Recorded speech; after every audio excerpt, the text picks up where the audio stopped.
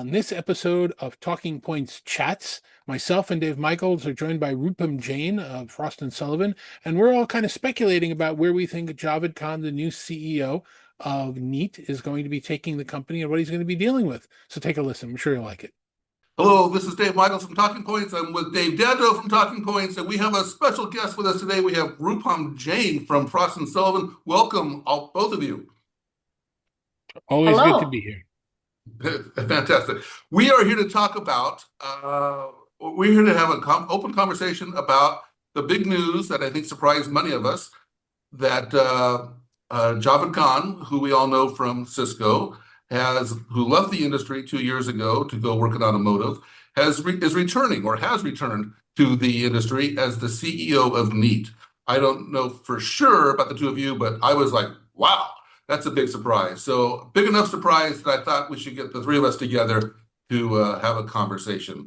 So with that, Roopam, why don't you start off the conversation? Yeah, sure. And just at the opening, yes, it was a wow news, and we have seen some big leadership changes in the industry, right? Across other companies, Logitech, HP Poly, all have seen some changes in their leadership team, but it's really great to have Javed back in the industry. I've always liked his approach. Great leader, great listener. I'm just curious, your take on why do you think Javed came back from automotive? What could be the factors that brought him back to the world of enterprise comms? David? Well, I've seen a lot of shakeup. And this is not the best answer, Dave. You'll have a better answer than I will. But I've seen a lot of shakeup over the last 6 to 8 months of people leaving larger companies, prestigious companies, for smaller companies out of fear that they do it before they get cut in the next wave of whatever the layoffs have been. Because we've been experiencing wave after wave after wave of consolidation and refocus and rechanneling of money into AI and other things. So I don't know that that's really the reason that he would have chosen to come back. But, when I've got good friends that are leaving Microsoft for small integrators, and I've got people in the industry, we're going through a heck of a shakeup right now, and people are just trying to stay safe. And I think it could be a simple situation where Javed would have thought that, going back to a space that he is comfortable with, that he has knowledge in, and in a small enough company where now he's the star, he's the CEO, that buys him the ability to really apply his knowledge and get through this volatile time in a place where he feels like he'll be able to do the most good. Yeah, I don't have a better answer, David. I think when I heard he was going to automotive, I was kind of surprised at first. I think I spoke to him briefly about why you're going to automotive, and he talked about the industry is going through some big transformation, some big change, and he saw a big opportunity there. I could see that. I could see why that would be exciting. The thing is, he went to a company called Active, and Active is like a component provider within a car. And he's used to. I mean, he's always had so much emphasis on the total experience, and I would imagine that he might have been a little disappointed in that, and so maybe that's why he came back. Yeah, I was really surprised that he went to automotive. Yeah. One thing I must add is regardless of why he left or why he came back, one of the biggest advantages of leaving this industry and then coming back into it is a change in perspective.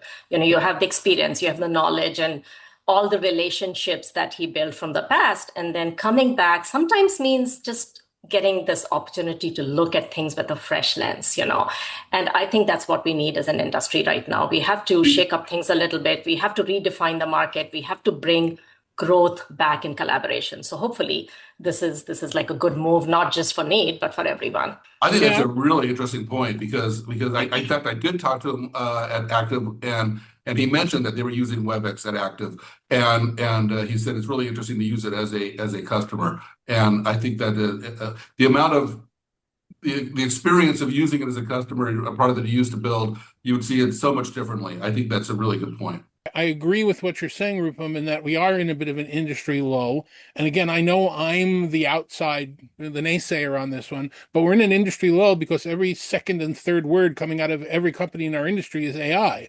And I've been making the point, whether it's correct or incorrect, to be talking about that, it starts to become this drone, this noise floor, that everybody's saying the same thing and nobody's breaking through and nobody's really hearing anything. So the opportunity to come in and be talking about something other than AI is exciting. Is the idea that somebody could come in and say, well, look at how we're approaching modularity, and look at how we're approaching, it's AI again, but look at how we're approaching, the ability to be smart at the endpoints, the ability to move all these services out to the edge. Look at all the ability, just a different message than AI, AI, AI, AI. You have the opportunity at this point to come in into a less filling operation and say tastes great and make it sound like you're a genius because you've got another message. So that could be one of the reasons as well. It's another opportunity to sort of break through that. Yeah, change the messaging around AI, not just talk about AI, but what does it mean for customers? What can it do for you? And, I think that is really, really important. The question of, going to automotive is interesting, but another way to look at it, and you kind of asked this, Roopam, is why did he leave enterprise comms? And I think it was sad when he announced he was leaving enterprise comms. So I think he had a pretty strong reputation, not just with the analysts, but with a lot of the employees at Cisco. And that's a tougher one to answer. Obviously, we don't know why he left, but I think it's the reasons why people usually leave a job is either they feel like their work is done, or they feel like there's less opportunity to excel. And I look at where Cisco's at, and what he's accomplished. They accomplished so much. I mean, he came in, and there was a lot of disarray when he came in as leader of that collab group, and he was able to fix that. He was able to get a lot of people promoted. He was able to get some stability after the pandemic, and Cisco's kind of shifted a little bit of its focus more toward AI-ready data centers, and maybe he felt that I don't know how many acquisitions Javed did, but maybe he felt that there was less opportunity to excel in his current role. Well, I would also say that you never want to discount the personal piece of this. We could all be looking at what's the big, macroeconomic conditions and what's going on with the equipment and what's going on with that. And it can always just be that you're working for somebody you don't like, or you're not getting the political support that you need, or you're not happy with your compensation package. It could be one of those personal reasons. Those are Yeah. at Oh, least he wanted a discount on the car. That's what he wanted. That's what he wanted. yeah.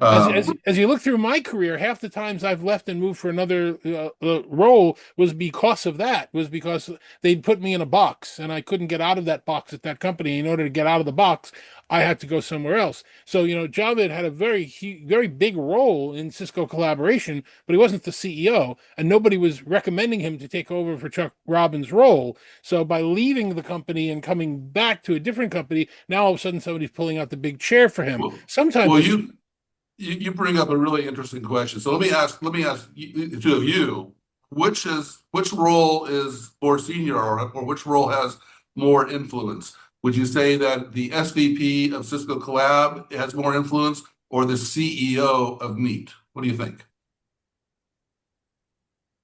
But before I answer that question, I think one of the things that we should mention is, Javed is the new CEO for Win.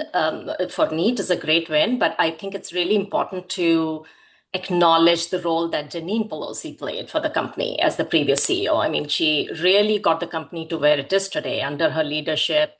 Neat saw just tremendous growth curve. It's today a leading provider of meeting room solutions. I mean, they are a top 4 vendor today, a big change, and they're a relatively new company in this space.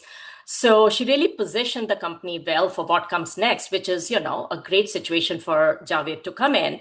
But going back to your question on which role has more influence, I mean, honestly, it's hard to compare, right?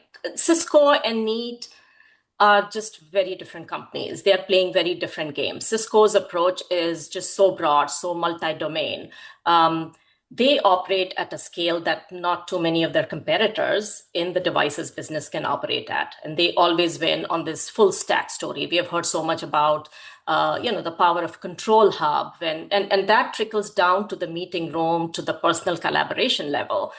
So, their approach is networking, security, collab, manageability across the enterprise, right? And that's a big big value prop. I think it's a moat very few device vendors can match. Neat, on the other hand, is a smaller company. It has a different culture. I think they are, if I have the number right, they're roughly a $250 million business today, big number, but still, in market share terms, they're about 10% of the market. So they're relatively small. But what I really like about Neat is their focus. They just stand out with their focus on what they do best. And they've built such a strong brand. When you say Neat, people always say great design, modern devices, products that are easy to use. And that combined with, the very, very solid savvy marketing that they have done. So I think it makes Neat an influential company to be, and I wouldn't compare it with Cisco. Also, their size gives them the benefit of agility. And I think that's one of the things that really motivates leaders to move to a company like Neat. They're a privately held company as of now, likely to go public at some point, but they can move faster. They can Yeah. take some bold bets. And I think as a company, they're ready for the next evolution. So, if they move fast on this opportunity, if they move beyond the small world of video devices and they move towards more software and AI-driven experience, more intelligence at the edge, as we just talked about, and really, really important, more context-aware meeting experiences, which is really lacking today. So I think this is where Javed is coming in, and just I feel, he has way more latitude to reshape a company at Neat than he would have had at Cisco. So, Yeah, Roopam, I completely agree with all of your comments there. I think that Janine did a tremendous job, and I'm going to miss her. It's one of the few CEOs that would leave a company that I actually would miss because I really enjoyed working with her. You may not miss her because she may not go far away. I mean, she left Zoom and we thought we were going to miss her, and then she showed up at Neat. So we'll see what's in her next chapter. But we wish her the best because we really did appreciate her style and her openness in terms of dealing with things. But I think you're right. I think, again, if I reflect back on my career, I've always enjoyed positions at smaller, more agile organizations than I did at larger, more prestigious organizations. Because the larger the organization, the more the bureaucracy slash governance slash whatever else you want to call it, the good connotation, bad connotation, doesn't really matter. The more you're hemmed in by the things you can and can't do. I think Neat is already known for being an upstart. With the purple colored buses that they had running around outside Jitex and all the rest of the things that they do that are a little bit, wacky and out there. I think he's going to have a lot more agility and a lot more speed to move the market, which I think is something that we would all desire. So I think that it's been a good move for him. Although, again, there aren't too many people that I know that were at Cisco that went directly to a competitor. There are few. they usually can't. True. Chris Barwick is one example that's at Zoom right now, and that you can say that, Zoom might or might not be a competitor, depends on how your perspective is. But so a few people do. A lot of people, like I'll tell you a story about Snorre Kespe, who's in charge of everything at Cisco, right? Everything collaboration at Cisco right now was offered a position at a competitor when he left Cisco and couldn't take it because of his morality. He said, I can't, after the good that Cisco has done to me, I can't go work for a competitor. And that's when he went to work for Bang& Olufsen and then eventually went back to Cisco. So it could simply be that, Javed thinks he's going to have more ability and more of an opportunity than what he was doing at Aptiv. I think it's an interesting point, and he was gone. I think I said active earlier. I should say active with a P, but he was gone for 2 years. So I would assume all of his non-competes and stuff that he may have had are probably expired by now. So he's a free agent would be my assumption. And yeah, I think you guys raised some interesting points about that agility. He's going to have a lot more freedom at Neat than he probably had at Cisco. Right. So now that it's a blank canvas for all intents and purposes at Neat, while they've got some great products in market and they have some great products on roadmap and they had some really good plans, he can come in there and essentially, wipe a swish of his hand and try some new things. What do you think is going to be on their planning, on their roadmap? What kind of ideas do you think he's bringing in for them to discuss?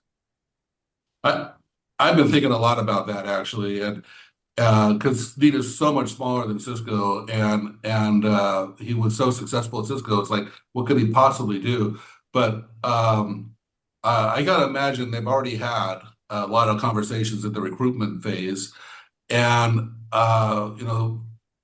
Neat is an agile company, as you guys have pointed out. They know how to do manufacturing. They know how to do design. There's no real reason that they're limited to video conferencing. I mean, they could expand beyond video conferencing.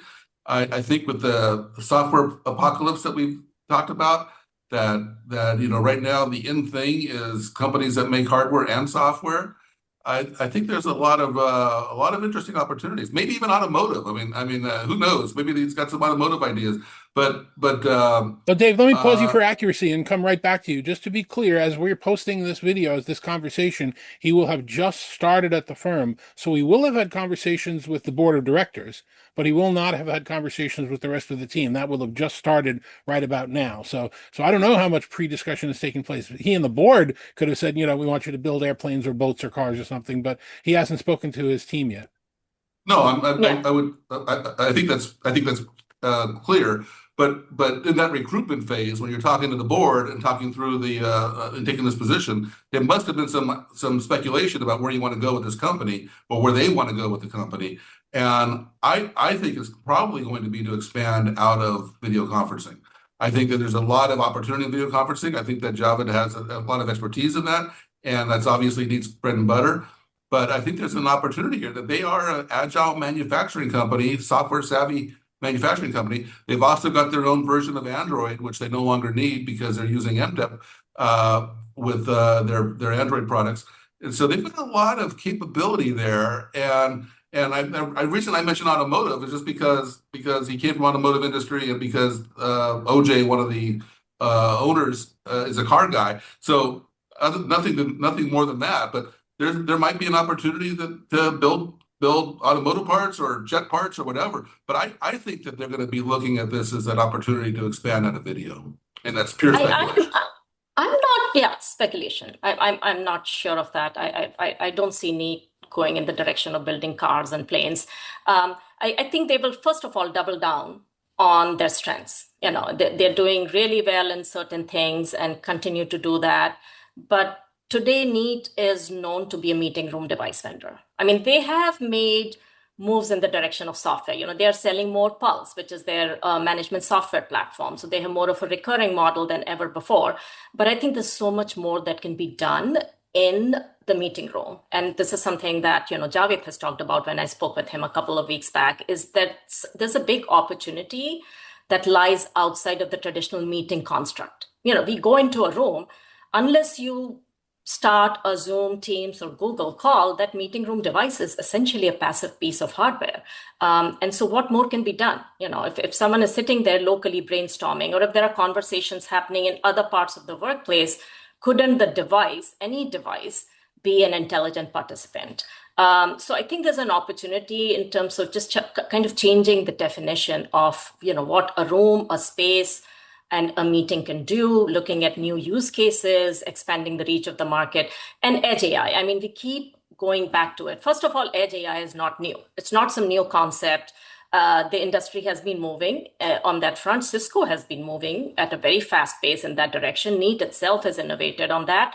So there's a lot more that can be done. And things like transcription, captions, meeting summaries. Why does all of that processing need to happen in the cloud?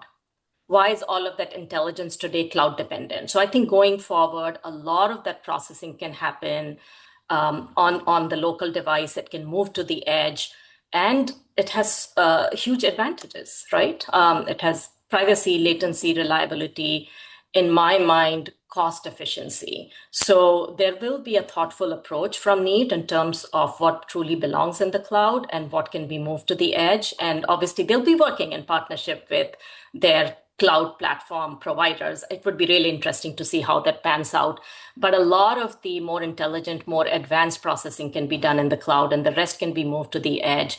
And that's where the market is going. And I think it has implications in terms of affordability for users. One thing, and at Frost & Sullivan, we keep our eyes on the market at all times. We are very data driven. We look at numbers. We draw conclusions based on numbers. And the market is slowing down. The market is significantly slowing down for a host of reasons. But I think one of them is the appetite to invest thousands of dollars into every meeting space. not just on hardware, but also on these increasingly expensive room licenses that now layer AI add-ons, right? Premium this, premium that.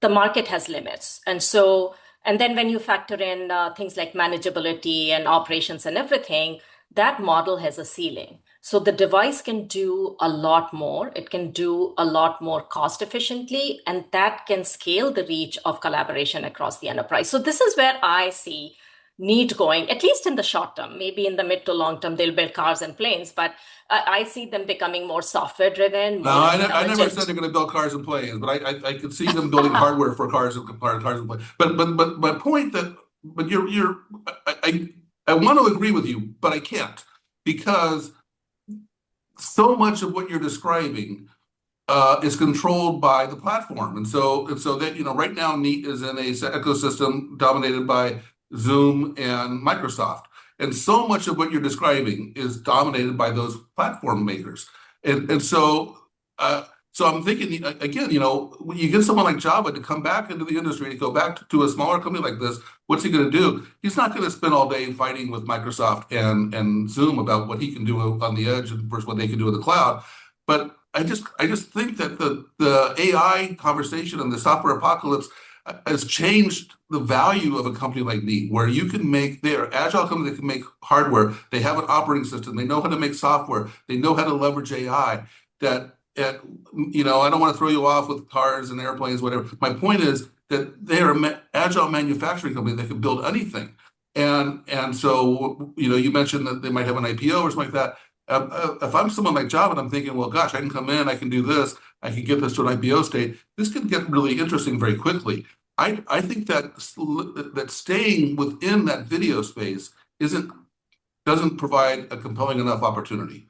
Well, let me That's let, my let me point out to both of you that while I agree with what you're saying, you're both talking very strategically, medium term and long term, and I think that there's a whole bucket of tactical stuff that needs to be worked on right now. When Neat came onto the market, and Poly came onto the market with its X30, there were no video bars, there were no Android devices. These were the first two devices ever to run Zoom. That was how they entered the space. If you open a page in any book nowadays, you got 9,000 video bar companies falling out of the pages on the coupons. Buy ours, buy ours. So it's a different world. The idea that Neat's strategy around expansion, which for the longest time has been modular, has been when we want to get into a room, we're going to use this audio company's microphone and speaker, and we're going to use this company's TV. We're going to use our component here. I don't know if that's going to scale much longer when the audio company and the TV company are now also making devices that compete with them. So the question is going to be, how do they grow those edges, which was Janine's strategy, which I'm sure is going to be Java's strategy, which is, down further into the desk and up further into the bigger rooms. How do they do that without relying on partners that are essentially unreliable because they're being competitors at this point? I think that in the short term is going to be what the fix has to be. let's go to another question here. I want to throw out a question for you guys. Do you think Javed will be recruiting people from Cisco? And I ask this because we talked earlier about probably his ability to his restriction to recruit people is probably over, and he was popular at Cisco. So do you think he'll be reaching out to Cisco people? Him reaching out, I'm not sure. Will people be moving around as a result of this? Abso-freaking-lutely.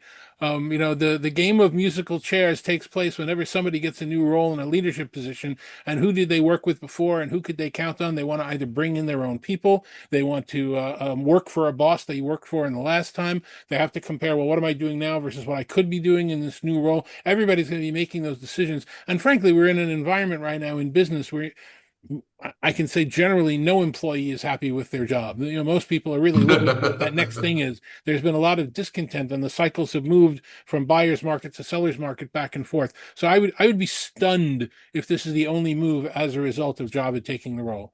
Yeah, I agree. I mean, typically with this kind of a change, you always see some movement, right? And the thing is, Neat is not looking to become Cisco 2.0, right? So, their individual strengths come from different areas, but I do see merit in, selective hiring, maybe a few individuals that have that deep platform AI experience, and that will help Neat move faster in the direction of agentic AI. I think that's an area that they really need to move fast on. As far as I know, the main office of Neat and the main office for Cisco's hardware video collab division are pretty close to each other. And I actually think there's a lot of people at Neat that used to work at Cisco, and so there's probably some people there he's already worked with. But yeah, I think you guys raised some good points. There's always a little bit of movement after this, and so after a change like this. All right, so Yeah. you heard me speculate about what I thought the tactical things would be. What about you guys? What would you do at the first 100 days as the CEO at Neat? What do you think you'll be working on? The first 100 days. Oh my gosh. No, I want to go back to this Android thing. I think you know, David and I we've been talking a lot about MDEP and Android. One of the things that I keep on pointing out to people is that Android is the most popular operating system in the world, and Neat has developed and spent a lot of money developing it, their own version of Android. They call it Neat OS, and that's no longer needed at Neat because of they're using the MDEP. And I let you get away with so that the first time, Dave. I don't think I'm going to let you get away with that the second time. well, Just hold on. No, briefly, I just want to you say that you got this is a really powerful capability that they have that no one's really talking about. And right. so I really think that if he's going to go into Neat, that he's going to have to. I think that's going to be something that he's going to be focusing on. Well, you got Google that said we are never going to run meat on MDEP ever till the dawn of time. So there's definitely a powerful company, at least one, maybe more, behind the idea of never MDEP. And as well as the whole industry looks like it's falling into that, and Neat has had to as well in order to get team certification, I don't think it's accurate to say that they're now folding and putting their stuff in a drawer. I think there's a lot of opportunity for additional play in that space. Yeah, and I'm not sure what he will do, what Javed will do in the first 100 days, but I think it also gives him this opportunity to come in with some hard questions. And I agree with you guys. Need could possibly expand into newer markets, new growth areas, but today they are in the meeting space, right? And a big question is meetings is not a high growth market anymore. I would say the meeting experience is frankly boring today. There's a reason why some UC vendors have quietly shifted their messaging away from the core meeting platforms towards more, faster growing parts of the communication stack. Everyone I meet with says our meetings are boring. It follows me. Yeah, I It, question whether or not the meetings talking about the meeting platforms talking about AI is because there's no more movement in the meetings, or is it boring because everybody has shifted the message to AI? That's a chicken and egg thing for me. that's a chicken and egg thing. But the bottom line is that, I mean, look at the way we are communicating right now. Has the experience fundamentally changed in the last few years? Same interface, same experience, similar outcomes. And the room should not behave the same way for every meeting. If a design team is going in for iterative thinking, they have a completely different need than an HR person going in or a sales and marketing team. And so I think the question is, can we bring more context, more excitement, more relevancy to that experience? And, I think if I were the CEO of Neat and putting myself in Javed's shoes, I wouldn't try to just play better in the same sandbox. How can you change the Yeah. playground? How can you take intelligence to everywhere it belongs across the workplace? And so I think that more context, more intelligence, just expanding outside of where they are playing today, and just making that communication workflow better is an opportunity. And Along Removing those it's some of lines, not the about who's building the most amazing hardware anymore. I mean, that's such an old way of looking. It's not who loads it up with the shiniest features. It's all about experiences and outcomes, and there is an opportunity here. at least removing some of the rigidity, removing some of the it's a square box and it's a microphone puck on the table and it's a camera, and a thermos and whatever else we're talking about. At least let's remove some of that rigidity and start talking about how we can build all kinds of fun things in a meeting room. Along those lines, and is the Logitech Spot, right? Which is not it does not have a camera, but it has what is the technology, millimeter wave or something like that. where it could detect presence, detect air quality, and they're putting that in not only meeting rooms but in other rooms. And I think that's a really interesting, along Roopam's point, that there's so much more expansion and opportunity beyond a lens and a microphone, that you can really take the enterprise rooms to a different level. Last words, folks. What do we think? What do we think of the move? Do we think good, bad? Will be great. Talk about it again in 6 months. What do you think? It's good for the industry, I think, and I like where NEAT is today, and they need to continue accelerating their innovation cadence. They need to really leverage. I know you guys, especially David, you don't want me to talk too much about AI this, AI that, but that's where the future is. The art of the possible is with what you can do with agentic AI and shared spaces in rooms, meeting rooms, outside of rooms, and so on. And so I think NEAT should just continue doing that. They should look outside of their core markets to see where the closest adjacencies are. The one thing that we did not talk about is they've been winning big in large rooms. And there is clearly an opportunity for them to get into adjacent categories, such as advanced audio. That's an area of growth. So there's a lot of opportunities around where they play. And then, of course, in the long term, there are immense growth areas that NEAT could get into. I agree with you. They've got 10 camera arrays, at least on their demo station, where you've got 3 cameras in each of 3 NEAT centers, and you got 1 camera in the front of the room. That's 10 cameras that are all talking to each other, saying, who's got the best shot? I do. Let me switch to it. Now, why do those cameras have to be in rigid devices? Why can't those cameras be in the bezel of a display, or inside a painting on the side of the wall, or inside a lighting fixture in the room? So again, I think breaking the rigidity, it doesn't have to be a rectangular screen in the front of the room. Why can't it be the whole wall? Why can't it be the side walls using DV-LED? I think there are a lot of opportunities there to grow and make the meeting exciting without having to break into anything more complicated than what they're already doing. I think those are excellent points. It's amazing how far the industry has changed, how much the industry has changed just in the past few years.